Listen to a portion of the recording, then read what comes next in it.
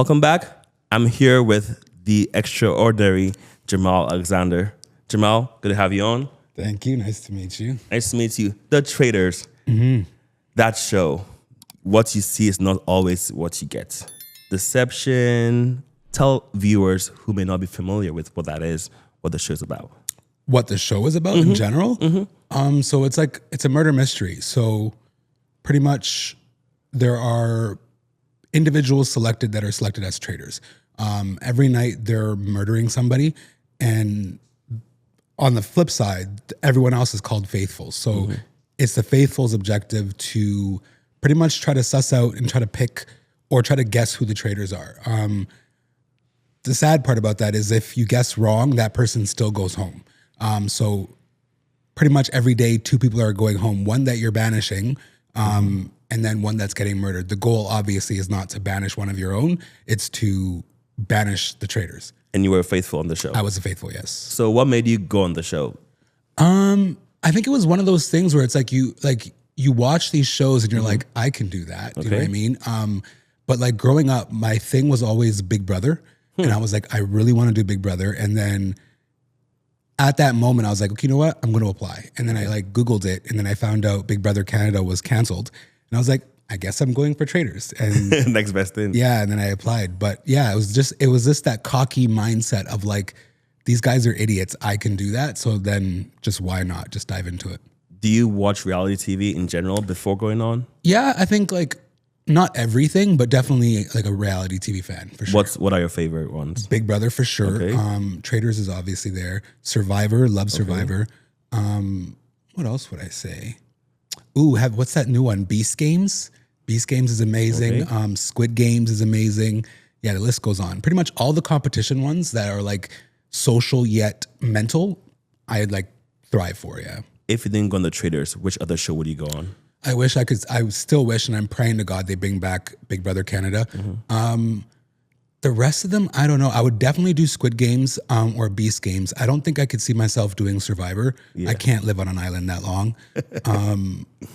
So yeah, probably Beast Games or Squid Games. But the only problem with that is like there's so many people. So many it's just, people. yeah, you're like it's almost just complete luck.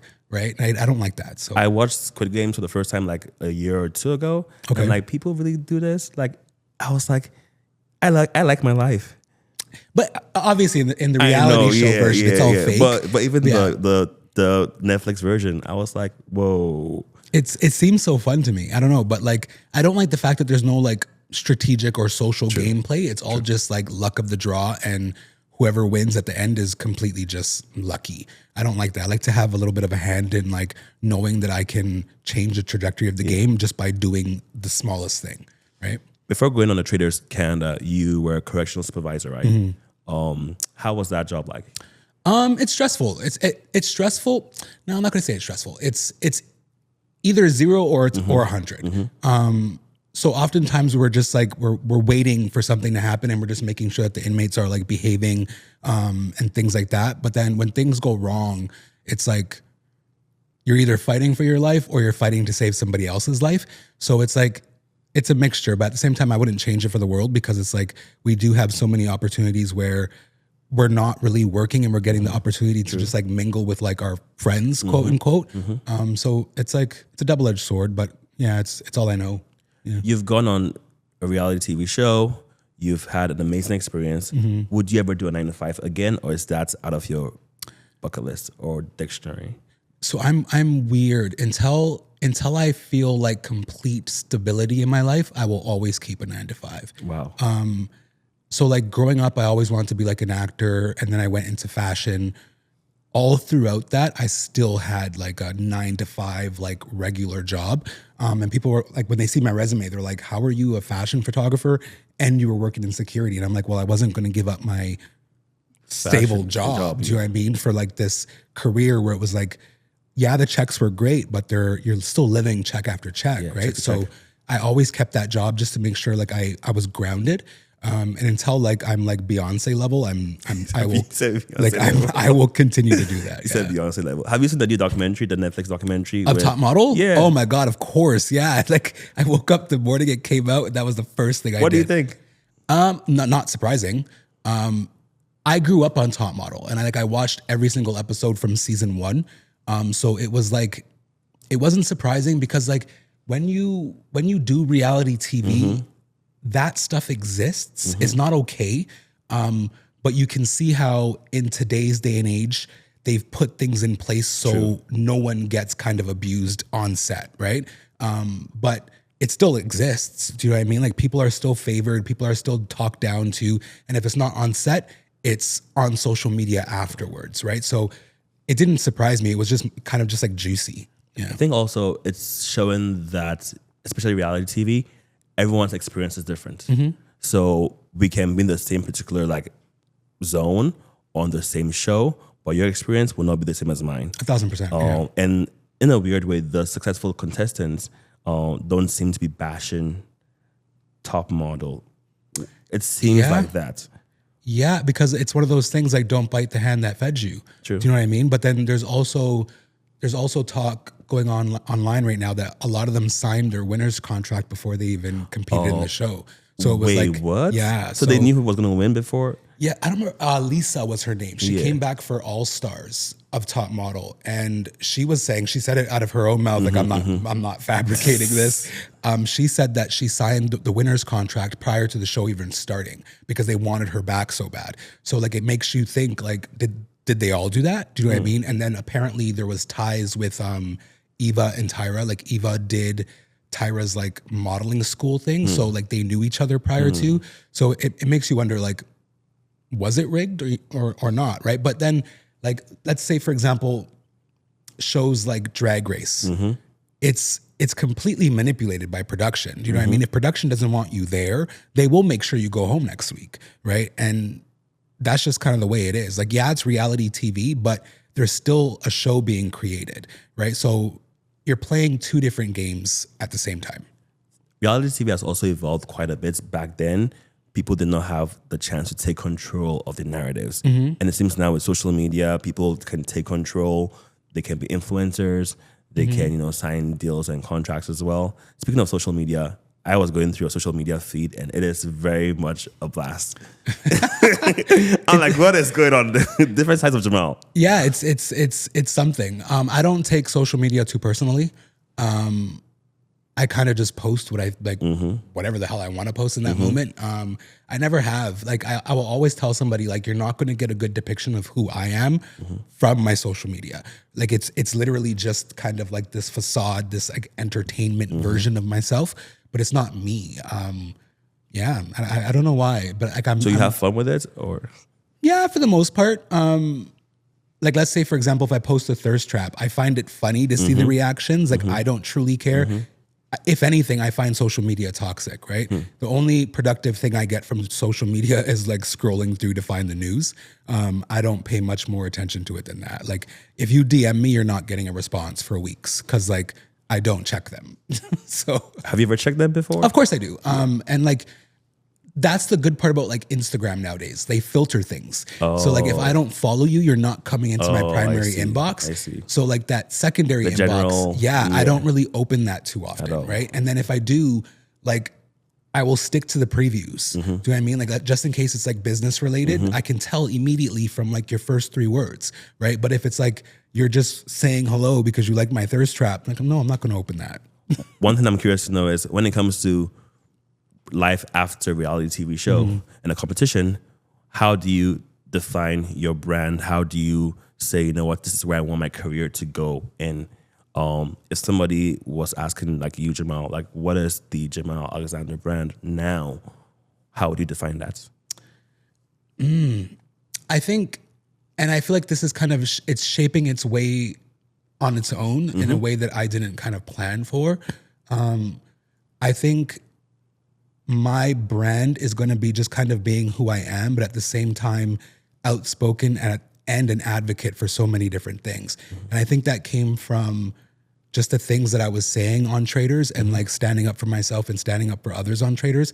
It's kind of like what people are most interested in hearing from me now. So like I will deliberately just go out and post like anti-Asian hate things, anti-black hate things, anti like homophobia, just for the sake of it, just to piss people off, right? And I love that. And it's like, why not educate the world if that's what they need and that's what they desire from my content?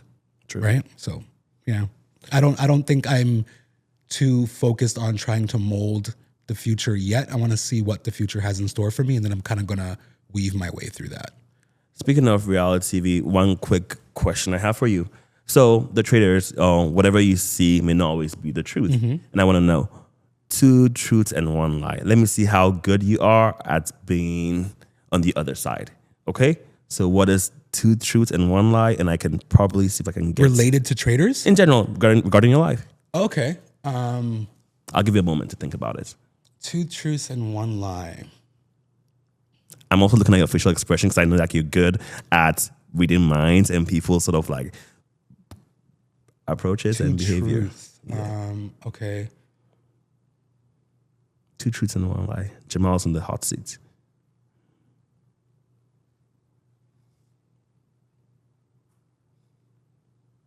Okay. I grew up in a single parent household. I'm 35 years old and I'm 1/4 Latino. Oh, this is a tough one. Okay. 3 basic Oh, things. let's see. Okay. Let me, so anything 35 years old. 35, yeah. Let me see. I'm 35. You think that's a lie? Or how old would you say I am? I would say a good. Okay, I don't think you're like 30.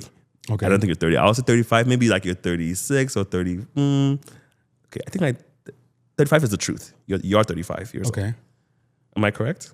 Well, you have to guess them all Okay, first. okay. So 35 is the truth. Single family household. No, because I think that's the first thing you said. I would say the half Latino is probably. Let me see. Latinos come in different Not shapes. half, quarter. Quarter. Okay, I can see you being. Well, no, that's a lie. Quarter. You're not quarter Latino. Why not? Why can't I be a quarter Latino? A quarter is too specific. Really? Yeah. Interesting. Okay. Was the truth was a lie?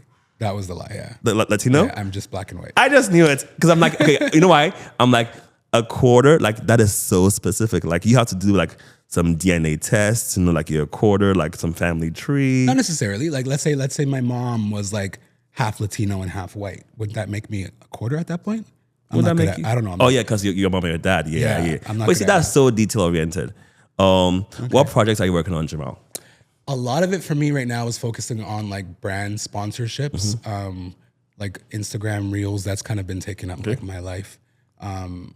Yeah, that's pretty much what it is. And then kind of just like weighing in on or just focusing on what's next kind of thing.